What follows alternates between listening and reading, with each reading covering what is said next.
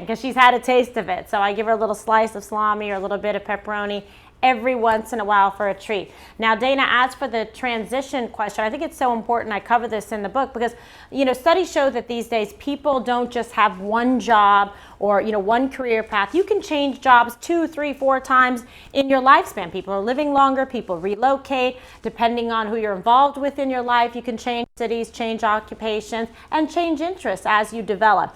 I'll tackle the piece with, young people first, because I think that's a hard thing, because when you think about it and you come out of college, perhaps in your junior year, you're thinking about, how am I going to pay the bills? I've got student loans, I've got all of this, looming over my head, and I want to have some security and stability. So you want to think about how you can be employed. Some people are facing a question of, should they go for further education like a JD or an MBA, which is what I did coming out of college because I knew I wanted to be a prosecutor. But I knew I wanted to do that because I did all the internships, I did the jobs, and I did all the kind of that deep dive work to find out what best suited me early on in life. Now, after I started doing that, I think volunteering at the district attorney's office as the prosecutor's office right when I started college at UC Davis, but I also did an internship in private practice, so I kind of knew what I wanted to do. My best advice is, don't wait till the last minute to figure it out. Try and get some mentors involved. Try and do some internships so you really find out what your genuine interests are. And then, try and get a job. There's no shame in changing careers if you decide it's not for you. And especially when you're young, you can take those kinds of risks and opportunities that come your way and change paths and go through different transitions in life. Now let's tackle the piece, Dana, where somebody is actually making a transition in life, and I've done that too, where I worked as a prosecutor in the LA DA's office, the San Francisco District Attorney's office, and I came upon a great opportunity to work in television and work as an ABC News legal analyst, Court TV, CNN, where I started out, and then eventually Fox News. I was able to try to do some analysis, I was able to get some offers, and then that entailed me moving from San Francisco, West Coast to East Coast to New York City, where there's more of a saturation for the media market and more opportunity. That was tough because I had to pack up and leave everyone that I knew and that I loved and my security and safety blanket there, and then go to a city where I really didn't know anybody, just some of the colleagues that I had met in covering some of the trials. But that's a great opportunity as well, where it gets more complicated. If you're the primary breadwinner, you're someone who is the provider for the family, you're less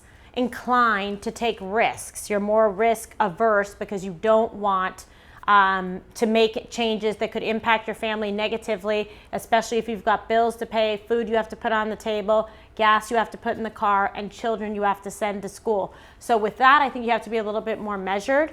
And I always recommend to people, this is just me though, don't leave a job until you know that you have another job. I think it's just risky, in this economy and this environment. So, again, there's ways you can work 2 jobs at once and find out if it's a good fit for you, work one as part-time, etc., to make sure before you make any drastic decisions as you get older and mature in life, to make sure. Okay, hope that answers your question, yeah, Dana? I think we lost her anyway. Dana? Nope. Okay, so this is Greta Van Susteren calling right now. Okay, let's see.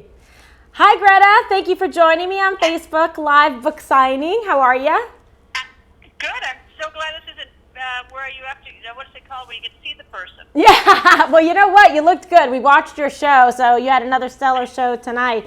But you've been a great friend to me and so supportive. Greta, I was just talking about, when I was in LA DA's office in San Francisco and working as a prosecutor, and we go way back because you first met me when I was trying the dog mauling case that happened in San Francisco, but I was trying it with my colleague Jim Hammer down in Los Angeles, and that's when we first became friends, and I was delighted to meet the famous Greta Van Susteren, so it was a thrill. I was just happy to meet the great trial lawyer. I was the great prosecutor. What year was that, by the way? Do you know? Gosh, when was it? It was back in early 2000, right? I mean, the case started, I think, in 2000 and maybe 1 it first happened. Was I still at CNN then? I can't remember. You know what? I think you were at CNN when it first started, and then you moved to Fox News, and then you had your show there. And then I think that's when the end of the case, because it took a while to go to trial. Because I remember then. Yeah. That was such a bad case, wasn't it? Oh. Oh, bad facts. Yeah, really disturbing to say the least. Is that woman out of prison yet? Yeah, well, she, went up to appeal the California Supreme Court, and it was affirmed. And so, she was basically in for, life with possibility of parole, but she was going to be eligible after about 15, depending with credit. So I have to check and see if she's out now, but she was in for quite some time, that's for sure. Yeah, I bet she's eligible about now. Yeah, exactly. Aye. So we're talking about my book tonight, Making the Case: How to Be Your Own Best Advocate. And I'm wondering, Greta, if you have some advice to share with people out there. I was speaking just moments ago about making transitions, in life, and people sometimes want to make a career change. Like you worked as a lawyer, I worked as a lawyer, and we made that transition to television. Why don't you tell the viewers a little bit, viewers and listeners, a little bit about, making that transition for yourself? Mine was actually accidental. And I mean, I'm really lucky, but I was practicing law and teaching as an adjunct at Georgetown, and CNN called me up to do legal analysis for the William Kenny Smith case. People think it's OJ that started, but it's William Kenny Smith, who was a Kennedy relative, who was charged with rape down in Florida. And that's how mine started. And I went over to do like 2 or 3 weeks of analysis for the trial, and I just basically never left. Right. And from there I did weekly stuff, and then OJ came along, and I was doing that, and I just basically never stopped. I never applied for a job. All of a sudden, I just sort of had a new career accidentally. Mm-hmm. And if you remember, and the interesting thing is that when I first got on TV, the only lawyers on TV was Perry Mason. Right. We didn't have legal analysts. It's true. I know. It's completely accidental, and the funny story is how CNN chose me, and I thought CNN chose me because they told me they got the information from the American Bar Association. Right. And I figured, oh, okay, well that probably makes sense. Although I wasn't a member of the ABA because I couldn't afford it. It was about $700. The membership fees were terrible back. Well, they're probably worse now, but right. I couldn't afford it.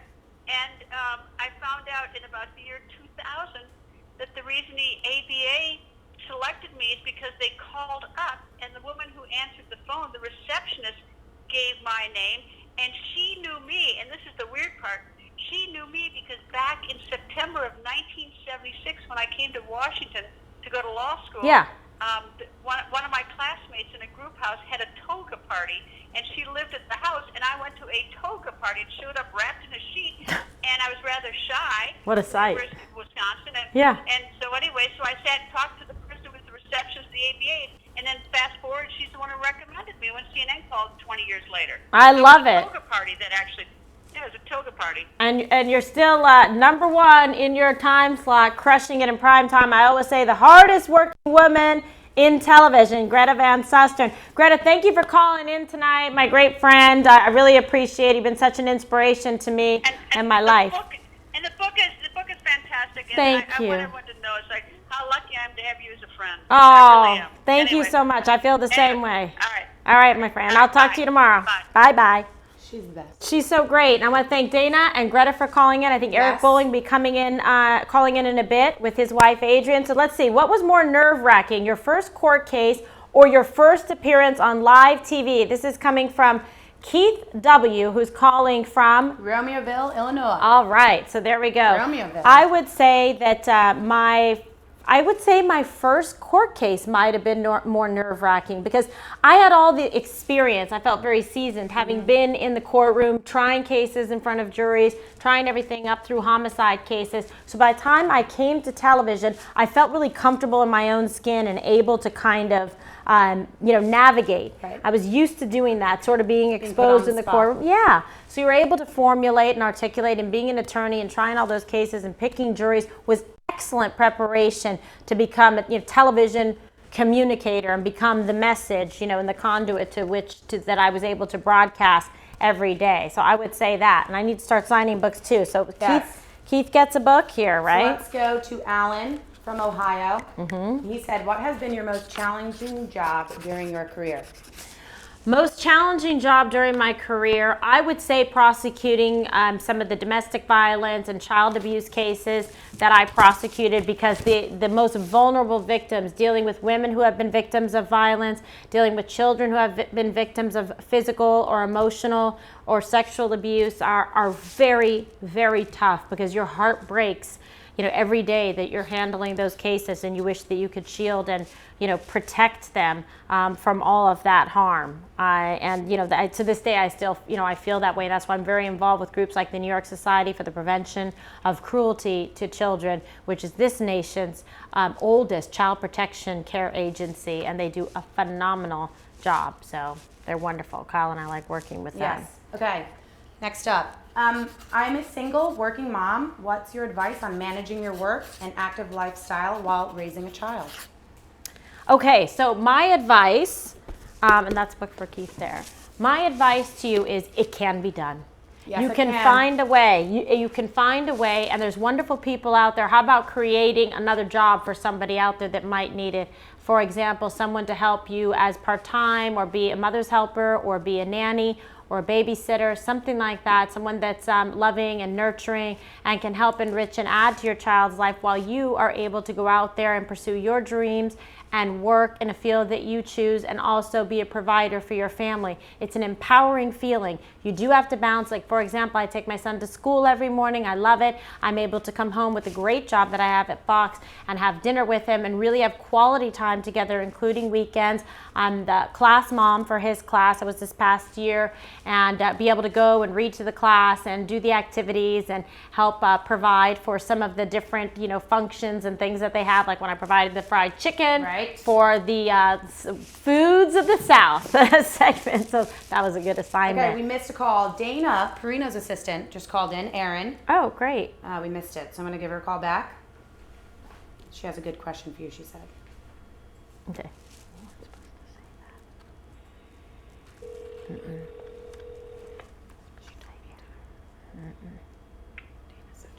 Can you hear? Erin? Hi, yes. Hi, it's Kimberly. Sorry we missed your call. I was talking and signing. Thanks for calling in tonight. And I know you had a lot of interest in calling and being, a participant tonight, so I appreciate that. Of course. Thank you so much for your book. It's so inspirational. I'm a huge fan, and I appreciate all the advice. And I was just wondering, Thank how you. do you balance your demanding career, writing a book, raising your kids, looking gorgeous all the time, dating? Like, how do you do that? Because that's, the hardest thing for me, and I would love to hear your thoughts on that. Yeah, it's a good question, because when you think about it and you're a young person like yourself, you want to be able to have that balance and be able to enjoy a personal life as well as a professional, especially for young women. If you'd like to meet someone, you'd like to raise a family of your own, that's a full-time job too, meaning being able to pursue personal happiness and satisfaction. I'll tell you what, you have to make time for yourself so you look good, you feel good, which is like getting healthy balance in your life, eating right, exercising, and taking pride in yourself in a loving way, that you matter too. Just like you care about your work product, care about your personal product. And then be able to put yourself out there, being open to meeting people, to saying, do you know someone who might be nice for me to go out with, or somebody I might enjoy spending time with? It never hurts to try to connect and do a little bit of networking in the social area as well, and you might meet somebody very nice, because especially, have friends, they know you really well, they might have a very good idea about who might be a good fit, and I have a lot of,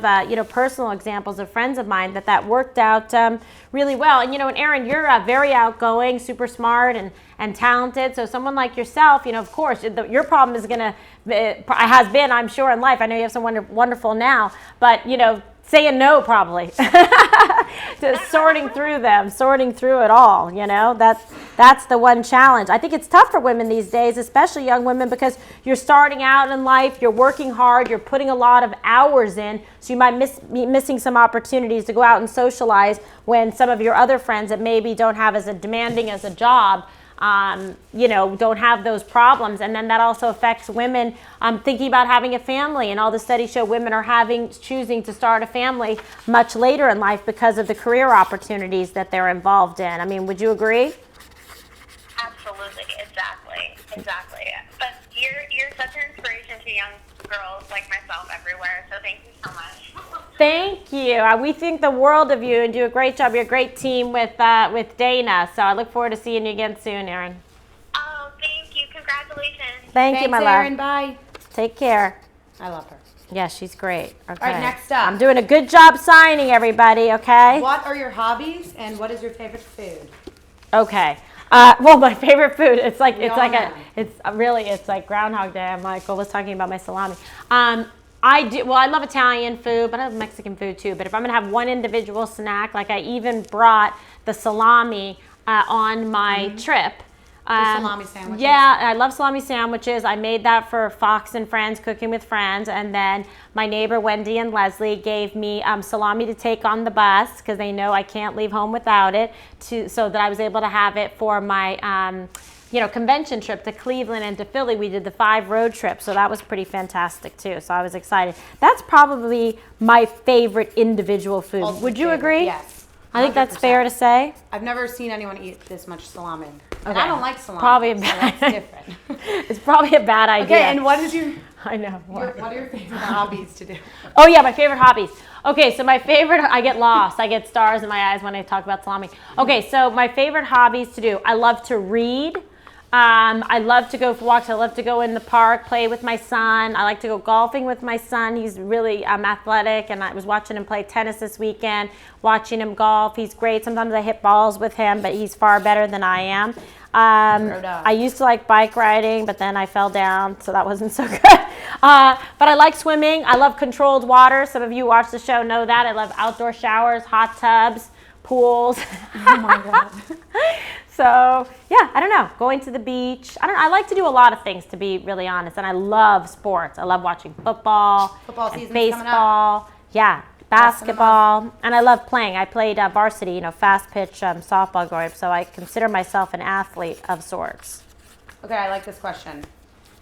Yeah, okay, On good. here. As a woman in the spotlight, how do you overcome adversity and negative comments from viewers?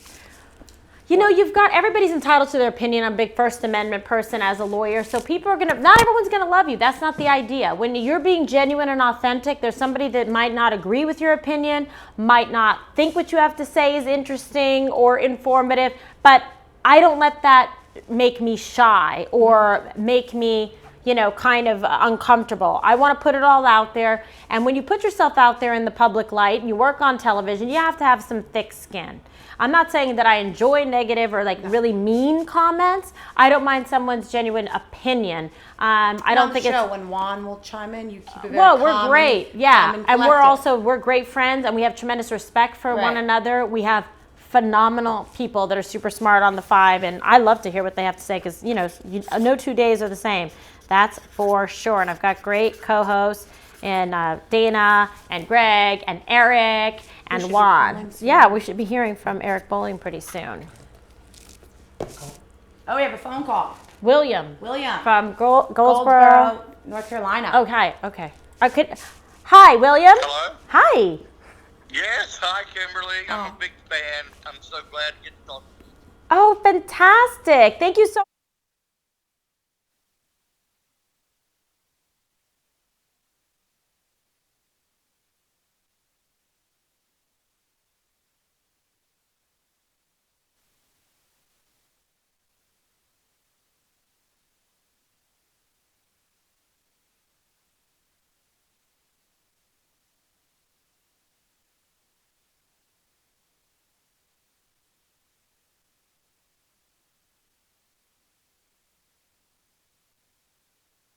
Found it easy and better for me to record my thoughts and go through it, type it up, and then go through and do edits. And Dana, when I was giving a speech before or doing different things, she says, talk about, weave in your anecdotes, your stories. People like stories. They can learn and grow from that and apply it to their own life. So I think you have to come up with a theme, something that you think would be worthy. For me, I wanted to write a book that was helpful to people, that helped them feel better about themselves, help them to learn how to advocate for themselves, to chase and go after their dreams, and live a life with no regrets. So that was my goal. So with with that set, was every chapter working towards that goal of what I wanted to accomplish and give back in my book, based on how I was raised, my mother and my father. So it was more of a personal journey, autobiographical, with specific life tools and examples, William. Does that help? I mean, it's such a personal journey of what you want to tell, the path you want to take people on. Yeah, definitely. Yes, that helps a lot. Oh. Can't wait to get the book. Okay, fantastic. Well, I really appreciate it. It's a paperback, hardcover, and also it's available on iTunes if you want me to read you to sleep at night, or hopefully keep you up for a little bit by enjoying it. You can get it on iTunes or audiobook as well, and Kindle. Okay, excellent. William, thank you so much, and thank you for watching us on The Five. Hey, thank you, Kimberly. Have a great night. Fantastic. You as well. All right. Is this Eric and Adrian? Hi. And Eric Chase. Hi, boss. Oh, and Eric Chase. Fantastic. We're very excited for you and very proud of you going off to college. Yay. Yeah, you're a superstar. Congratulations on the book. Yeah, I hope it's a big success, Kimberly. I'm sure it will be. Thank you so much. I really appreciate it. We're getting so many nice people writing in. They love The Five. They love the show, Eric. And Erica, I'm very proud of Eric because he has a fantastic book. It's a huge national bestseller, New York Times. And now, how many weeks you been on there now, Bowling? 6 weeks, KT. 6 weeks. This is 6 not your weeks. book, KT. So pick up a copy of that. Wake Up America. It's fantastic. And he's got dedications to me and others in the book like I have in mine. We're really a great family together. Eric, let me ask you, any advice that you can give some of the people that are tuning in? There's, kids going back to school or starting college in the fall. What's some of the advice you've given Eric Chase about doing that, being able to be his own best advocate? Let me tell you, I'll give some parents advice. Here's what you do. A lot extra time and a lot extra money because it's a lot of work moving someone into a college dorm, I tell you. But it's a labor of love, though. It's all good. It's all good, and it's exciting to have new chapters in your life and pursue your dreams. And the advice I'd like to give Eric Chase, not that he needs any, but nevertheless, the best thing I did in college was get those internships to try and focus my career path and choices of what interests me, what I was really passionate about. Because, if you pick a field that you're really interested in, chances are you'll do a very, good job. You'll be happy in your life professionally, which I think will lead to, very good personal satisfaction like you enjoy, Eric, with your wife and your son.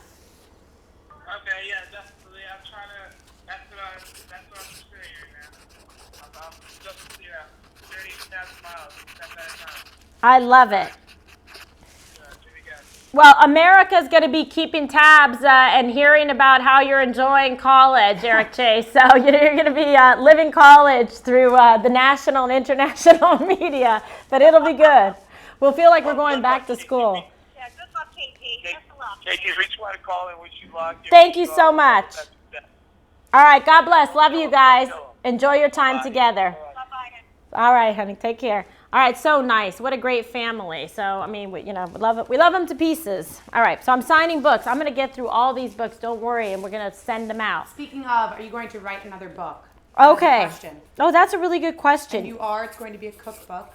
Oh, is this what you decided? Yes. Kyle's my man. I know, because I This is do enough eating. I do Kimberly's Food Court, and I do all the food segments and talk about the different foods I like, and more than salami, lemon cake at Del Frisco's, National Pierogi Day, National Milkshake Day, Ice Cream Sunday. So that's kind of fun. So I'm always interested, having a 9-year-old boy, he'll be 10 soon, of what you can make, like quick, fun, easy, but nutritious meals. He's a great one to eat vegetables, so he's very good at that. Then he likes me to make him a little quesadilla at night. We can put some broccoli in it. I've made those for Kyle. Kyle loves them. I try. It'll take 2 minutes. She's my taste tester and stuff. So it's very funny. But yeah, that is something I'm interested in. But besides that, I would love to also do some books about. I have so many cases in my head about all of the legal cases that I've tried. I would like to do some legal thrillers based on all the stories that I have, which I think would be really fascinating to do, kind of like my colleague Elise Wheel that I do Is It Legal? So I'm actually talking about doing that right now with some people, so stay tuned. I promise they'll be very exciting, riveting. Okay, next one. Someone wants to know, Robert from New Jersey. Do you still practice law? I bet you a lot of people under that. Great question. I love these questions. Thank you. So I do not still practice law because I work full-time as a journalist for the Fox News channel. So I'm not allowed to practice law or give opinion. However, I'm still a member of the California Bar, and I know my bar number. I didn't say it out loud. But, you know, it's something I could always go back to. That's the great thing about life. When you have the kind of education that I have and, you know, Juris Doctorate degree, all of the above, it's very nice. Oh, we have another question here. Yeah. I don't know if you would. Charles from Oakhurst, California. Aha. Are you still? Yes. Are you still friends with Gavin? If so, can you slap some sense into him? I think he's kidding. So my ex-husband, first ex-husband, is Gavin Newsroom, who is Lieutenant Governor of California. And yes, we are still friends. Get along very well, have a lot of admiration for he and his new wife Jennifer and their family. I know his family very well too.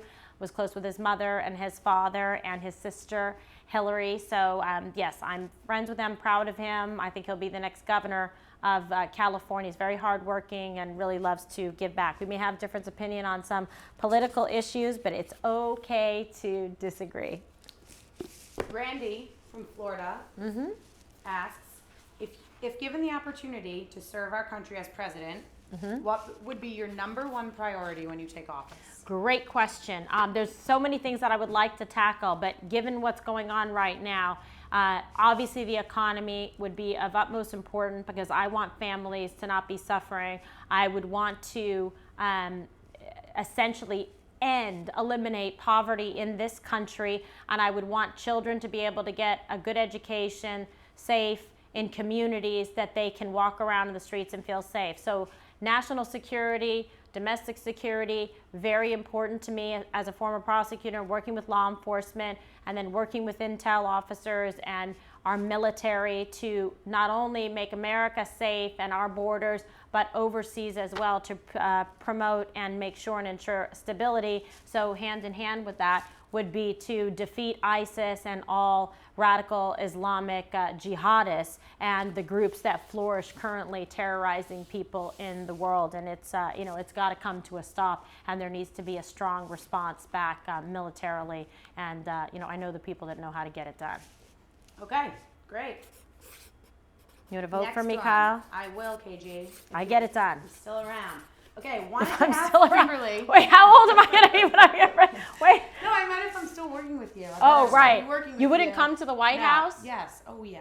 Let's Okay, kill it. fine. We're going I'm soon. coming to the White You're going to come to the White House too? Okay. Okay. Wanted to ask Kimberly if she misses working at Court TV. Oh. She was great there. My name is Albert, and I enjoyed working with her. Albert, thank you for the question. I loved working at Court TV. It was such an incredible job. I got the opportunity from Henry Schleif, who was the CEO at the time, and it was quite a lineup there, let me tell you, because we had a great legal team there. We had my friend Savannah Guthrie, who's hosting the Today Show now with Matt Lauer. We had myself. We had Nancy Grace, Catherine Cryer, my co-host Vinnie Politan, and I took the job over from Ricky Kleeman, who's a great friend as well and is married to Bill Bratton. What a great, great crew we had there. Gene Casares, Beth Karras. I mean, it was really incredible. So I missed that team, and I covered some of the biggest and most amazing, notorious cases in the world, from Michael Jackson trial to Kobe Bryant to Lacey Peterson, the Scott Peterson case that she was murdered, Drew Peterson. So it was really an incredible time, and being able to go into so many of those different courtrooms as well. Great. Let's go to this one. From Wayne in Columbia, South Carolina. Hello, Wayne. If you had two daughters, one 17 and one 21, what would you say is the most important thing you could tell them as they are approaching going into the world as a young adult? You had two daughters, 17 and 21. What would you say is the most important thing you'd tell them as a young adult? Well, I would say, and obviously Wayne has two daughters this age. Right. You know, I would tell them to love and respect themselves, you know, to not let anybody put you in a position where you feel uncomfortable, to be able to stand up for yourself, to know the difference between right and wrong, and don't ever feel pressured into doing anything that you don't want to do. Don't work in an environment that you don't feel comfortable working in. I think that's very important. And let them know that you always have, you know, a listening ear and an open door for them to go over anything with you, to review with you, to tell you anything that they needed to about what was going on, in their life. Let them know they always have family there for them and friends, that there is no problem that is insurmountable. And I think that's how I felt, growing up and with my mother and my father. And I didn't worry, I just knew that things would be okay, that I could talk to my dad, especially after my mom passed away at the age of 10. I could talk to him and I could tell him anything, and he wouldn't judge me. He would be there to provide guidance and understanding and and strength in times of adversity. And don't do anything. Also, I used to live my life by this. Don't do anything like at night, the next morning you're going to feel really bad about, or that you'd be ashamed to for your parents to know. Within reason. But it's true, Kyle. You should pay attention to that. This is true. Okay.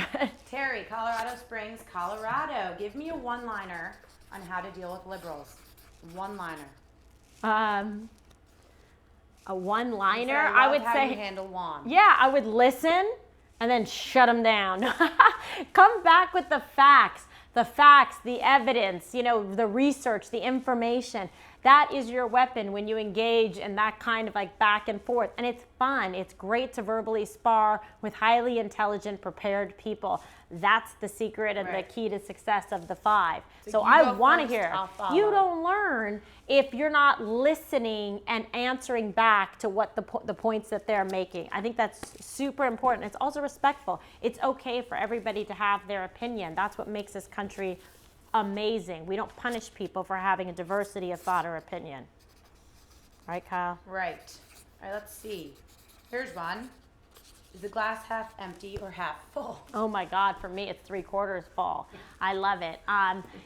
There's so much opportunity in life and so many different things you can do, so many chapters in life. And I love that. Like, I love that no 2 days that, that I go to work or I go and do my job and go do the 5, no 2 are the same. It's always something different, and it's exciting. So it's a wonderful place, to work and to grow and to thrive. So it's great. I'm half full for sure. Okay. How about you, Kyle? She is. I would say you're half full. Oh, I'm half full. Otherwise you wouldn't hang out with me. Yeah. Am I looking straight ahead here? I thought I was told to look over here. There are 3. That's why I haven't been looking, because I have no idea where I'm supposed to look. Got it. Okay, fine. By the way. Okay. More than halfway through, we asked about the camera. Yes. Because I thought this one. You told me that one. Okay, go ahead. This is so typical of us. I don't know. Okay, fine. Let's see. Why are the airport televisions always on CNN? Oh my God. Daniel from Greenville, North Carolina. This is so true. Jesse Waters was just talking about this. They're always on there. But if you ask very nicely. Yeah. It's not fun. We're not happy about that. If you ask very nicely, sometimes they'll change it if you're at a place. It depends. But CNN does have some relationships and some like airport like stores where they sell their stuff. And so I understand that. That's a business thing. But we're still number 1. Okay, go ahead, Kyle. Not number 2. Yeah. Let's see. Thanks for that. Oh my God. Aw. Okay, Kyle. Just say hi to this guy. Okay. This is Kevin from Wisconsin. How long have you been the most perfect conservative woman? I would give anything to meet you, so say hello. Hi, Kevin. Now we're meeting. Can I answer his question? That was it. Well, it says, how long have you been the most perfect conservative woman? Let's answer that. I don't know. How long, Kevin, have you been following me and watching me? Probably since then, right? But I appreciate that very, very much. You live in Wisconsin, though. It's a little far. Kevin. Right. Okay, go ahead. Okay, this was back to the are you still practicing law?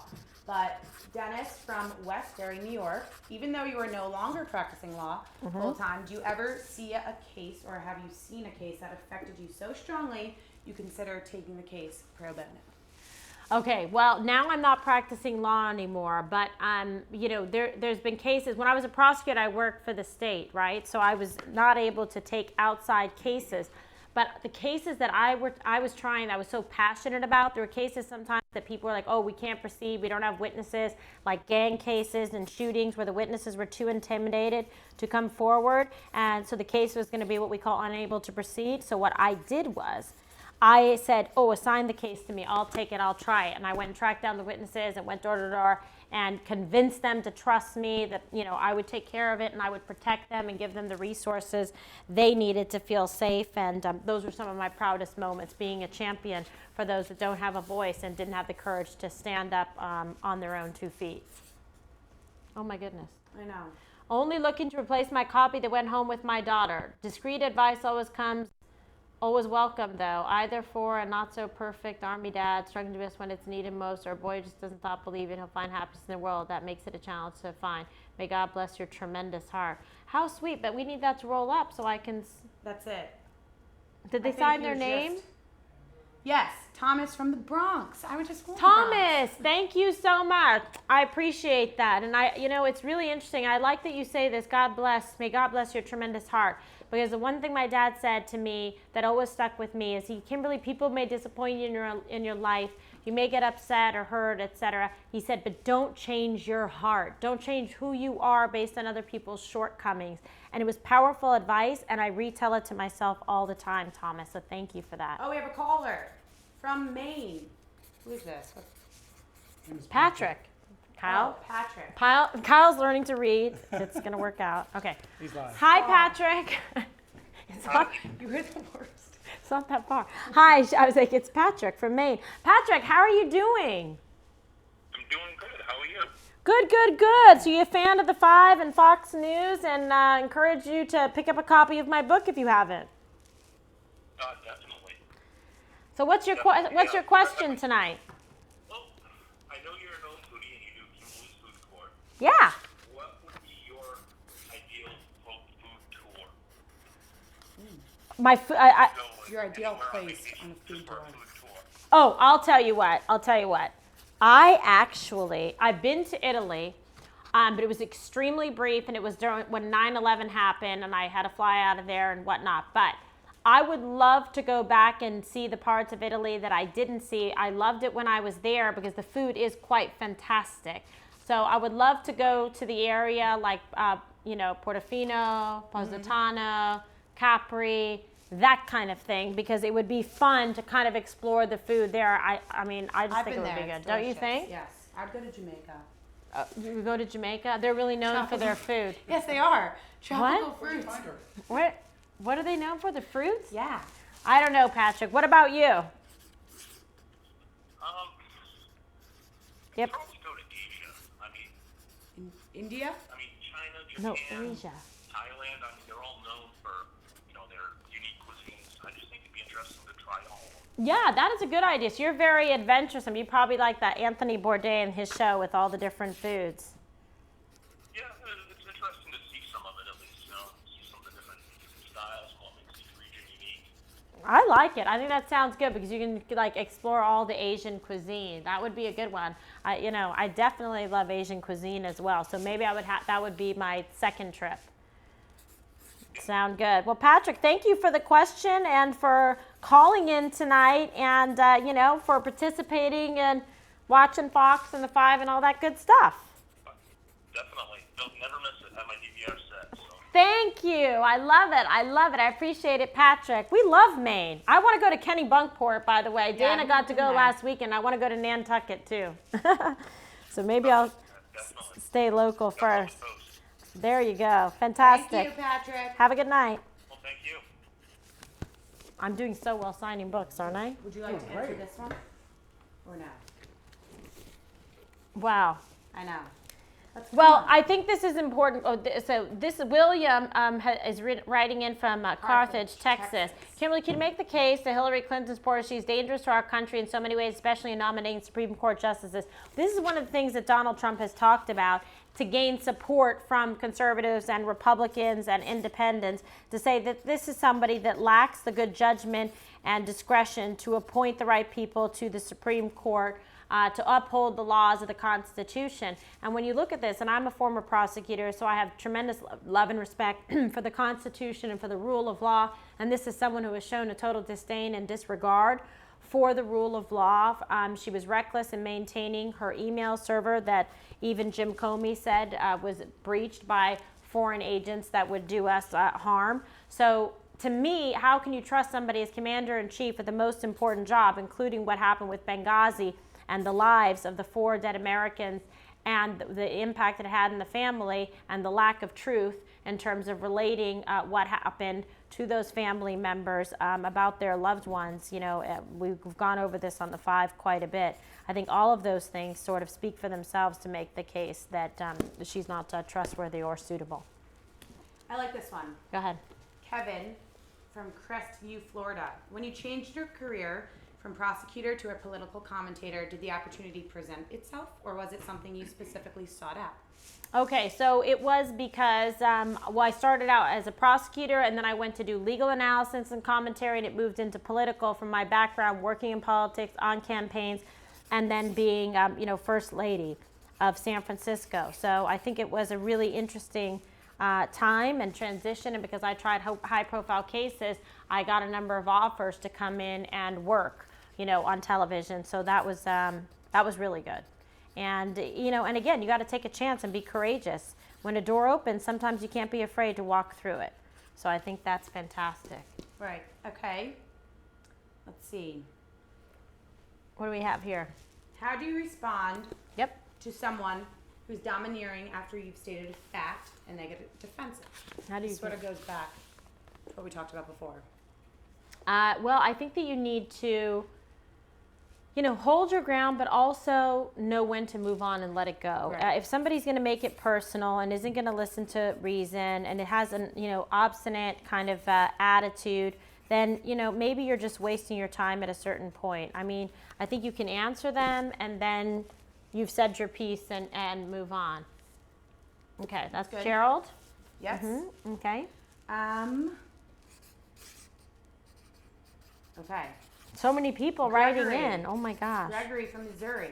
Why did you decide to transition from the courtroom to the newsroom? Mm-hmm. We know that. And what was the biggest challenge with the transition? Why did I say to transition? Well, I decided to transition because I really wanted to explore other opportunities. I felt like this was happening for a reason, that God was putting me in a different direction. And I had worked, as a prosecutor, and really from a young age, I was a, lawyer and practicing, and, 24 years of age. And I just thought, wow, this is a different opportunity in life, and I don't want to look back and have regrets. Like, it's kind of like my time is now to do this. And I decided to do it, and it was a pretty exciting time for me. I wasn't a mother yet or anything, so I felt pretty comfortable to be able to, make that transition. The timing was right. And the opportunities presented themselves because I got, 6 offers, and I talk about this in the book, to work and be in television. I mean, all of this is in the book about, which is really great if you're interested, about the different challenges, the trials, the tribulations I went through, the transitions. It takes you through all of it, and you really get an intimate look at my life. And I did that to share so that maybe something in this book can help someone out there with something that they are going through in their life. And I think, as you know, Kyle, it's a book for everybody. I mean, men, women, children, going back to school now, it's a perfect gift for families that want to get something, an aunt or an uncle to get for a sister, a sibling, a niece, a nephew, anything like that. Was that hard opening up like that? Yeah, it was really hard, but I wanted to give people, if they're going to buy the book, if they're going to buy the book and make a choice to spend time with me and learn, I'm going to give them everything that they hope for in terms of, being revealing and being vulnerable, because we all have things that have gone on in our life, and how did we get through it? So I think it's very important to give back. My dad said, don't make this life about you, make it about other people, and that's what I tried to do with this book. You do an amazing job. Thank you, Kyle. For the last 20 years, all we've heard about is the baby boomer generation. Now it's all about millennials. Why have we been left behind by the media and politics? Wow, I'm sorry you feel that way. Do you think so? Shoot, I mean, we wouldn't be where we are without the baby boomers, I think there's a lot of talk about the millennials and Generation X because we're different. I mean, we're sort of like the first generation like that. We're just different than everyone else, right? Kind of. No, Kyle. Okay.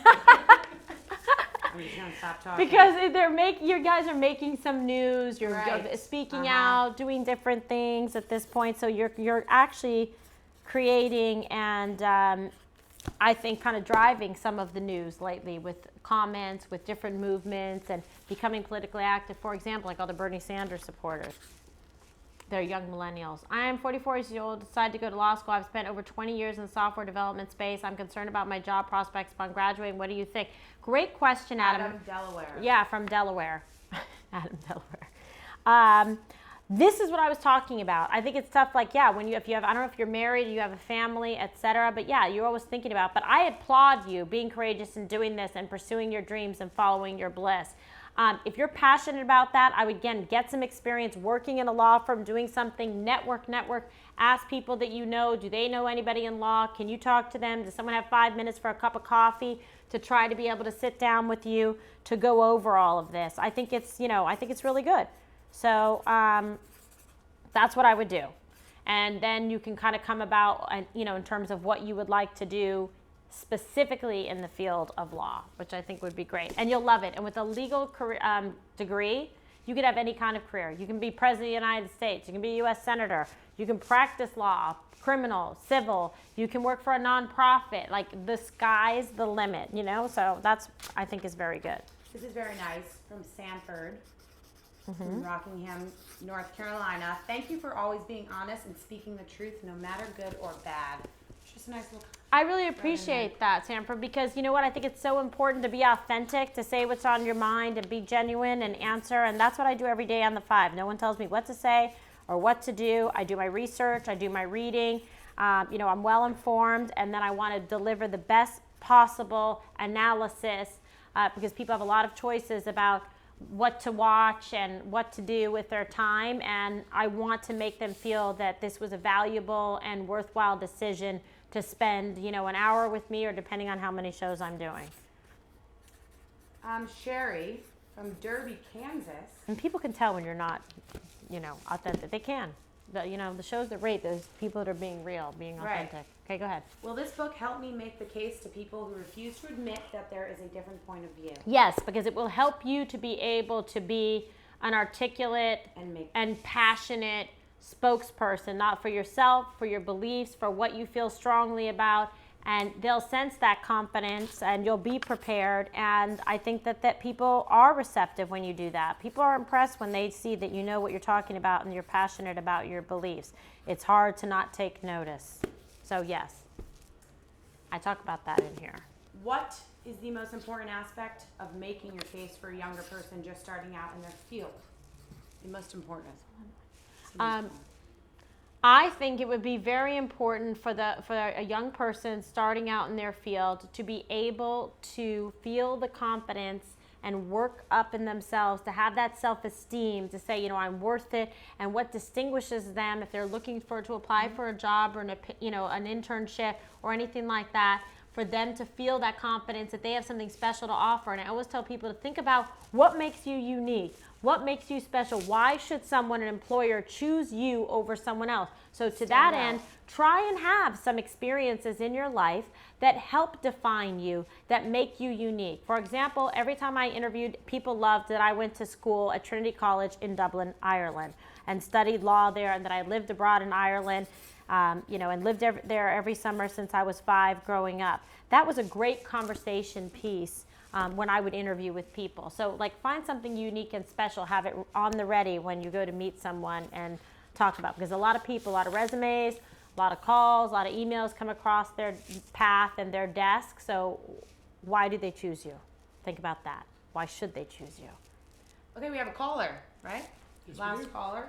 Cliff from Alexandria, Virginia. Hi, Cliff. How's it going?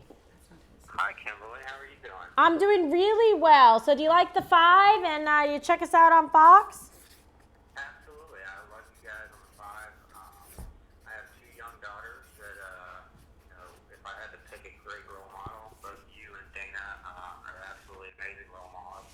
Thank you. I'm Well, she's a great friend of mine, so I agree with you. Go ahead. You're retired? Yeah, I'm retired Green Beret. So Wow. my daughters have both had great male role models, but I'm always looking for strong, powerful women role models for them because they kind of live in a world that I didn't have to live in. Right. It's so but true. my question tonight for you is, what has been the most challenging in your rise to success, because I consider what you've done at Fox to be a great success. Oh, thank you so much. And Cliff, I also just want to say I want to thank you for your service. God bless you and your family. I love the Green Berets, incredible, and just what you've done to fight for freedom for our country. We owe you a great debt of gratitude, and your daughters are obviously very lucky to have you as their father. And thank you for your kind words about Dana Perino and I. I will definitely pass it on. She might even still be listening now. So what I would say is the toughest thing that I've had to overcome, to be honest, was growing up without a mother and without, a female role model. I was raised by my father, who was tough and amazing, military guy himself, an Army guy, who was incredible and really made me feel like I never was, without. But there is something there when you're a young woman and you're trying to understand about yourself and how you're perceived by the world and how people interact with you, and you don't have someone to sound that off of. And I was only able to get a certain amount of, time, which I was very grateful for, with my mom. I'd say that was the toughest thing, because in times of adversity or different things that were really more specific, gender specific, I didn't have anybody to kind of bounce that off of or, go to. Although my mother left such an indelible impression about the way she conducted herself, the respect she had for people, and how much she did make life about her and giving back. But it to be honest with you, it continues to be hard for me. It continues to be tough during moments in life, and being a new mom myself when I first had my son. You would love to have your mother there to help guide you through it and make sure that you're putting the diaper on the baby right and handling children and all the challenges the best way that you can. That's really powerful. It's probably, from my perspective, something I really never thought about. Yeah. Thanks for sharing that. I really appreciate it. Thank you, and all the best to your daughters as well. I wish them continued success in life, and I hope you get a copy of the book for them. I know that they would enjoy it and get some benefit, from it. Well, yeah, I'm absolutely going to. Thank you so much for your time, and congratulations on the book. Thank you. Thank you. All right, all the best. I like this question. Dead or alive, who would you love to interview? We don't know who that's from. Oh, I would love to interview President Ronald Reagan. Yeah. I never got the chance to meet him. I'm a great admirer of his. I think he was one of the most important and interesting political figures, of our time, and orators. I studied him when I was at UC Davis in my rhetoric and communications class, which is why this dovetailed nicely for me to then come and work in television. So it would definitely be Reagan. I would also love to interview Margaret Thatcher, and I would also love to interview Winston Churchill. So anyway, those are, there's a long list. There's a journalist that I would love to interview. Next, given present world conditions, do you find it hard or exhausting reporting on tough situations and issues? Do I find it tough reporting on situations and Exhausting. Well, very exhausting. I'd say sometimes it's emotionally trying, because there's some really difficult cases that we talk about, like some of the stuff that's happened here with ISIS and people being tortured or burned alive or in cages or crucifixions, the persecution of Christians. It's very sad. And then, of course, anything, involving children just really breaks your heart. But we've had quite a few, terror attacks internationally that we've had to cover in the news, and that has definitely been challenging. Okay, let's leave this one as our last question. You're gonna kill me. Richard from Woodbine, New Jersey. Why do you like my God, meats and salami so much? Richard. Okay, so Richard, great one. So here's the funniest thing. I really started my love of salami at a young age. It will go back to maybe when I was 4 years old. Tell the story. You got to tell the Which sandwich one? story. Which sandwich story? When you became, you loved When I working sliced in my the finger off? No, you loved working in the sandwich shop. I thought The that's when- delicatessen. Yeah. All right, I'll tell that one too. So I'm like, which one? Okay, so at the sandwich shop. Okay, Kyle. So when I was little, probably 4 years, I started eating salami. I loved it.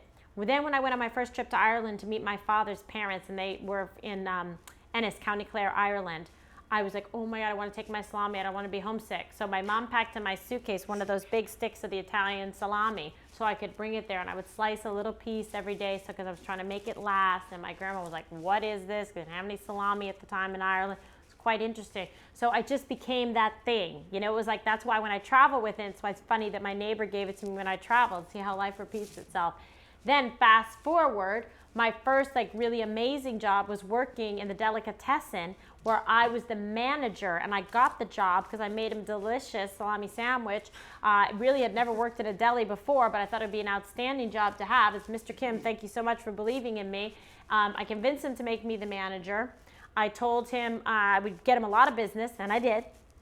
Thank God there was a construction project nearby, so those are my best customers. I'd never even made a cup of coffee in my life, but I had the first customer show me. This story is in the book. And I was like, let's make the first cup of coffee together. And that's how I was able to do it and do the whole salami thing. I loved my job so much. And I was just slicing salami, blah, blah, and then I sliced part of my finger off. I mean, this is blood in, blood out. It's supposed to change every 7 years. You still love salami. That's weird. Okay, we're going to have to check that. Is that true? Yes, right? Does anyone know? I don't know. think it is. Fascinating. Well, you know what? Some things you just love. Oh, Ken has a question. Yes.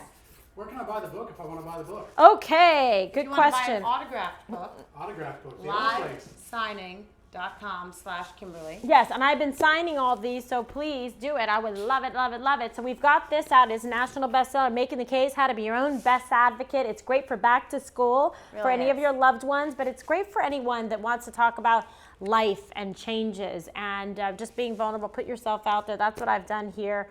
Don't be afraid to take risks. Live a life with no regrets. I mean, you've got one shot, you know, to get it right and to make it fulfilling. And I hope I can help you do that. It's out in paperback. It's available on Kindle. Audiobook, I recorded it myself.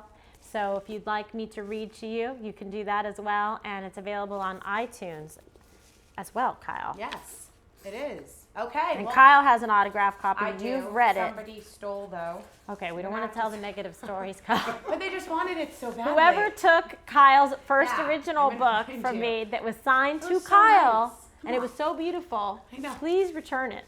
Please. I'm looking. I'm still And looking. you read the whole book. I did read the whole book. And it really helped me because Kimberly wrote this right when I started working with her. And it was the best thing I could read, starting a career. So thank you, KG. Yeah, you're welcome. Thank you, You're everyone the who best. tuned in.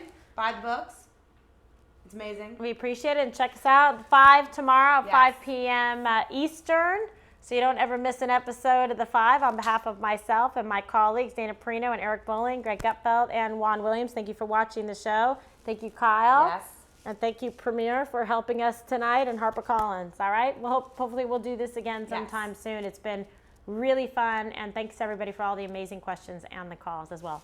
Good night. From New York City.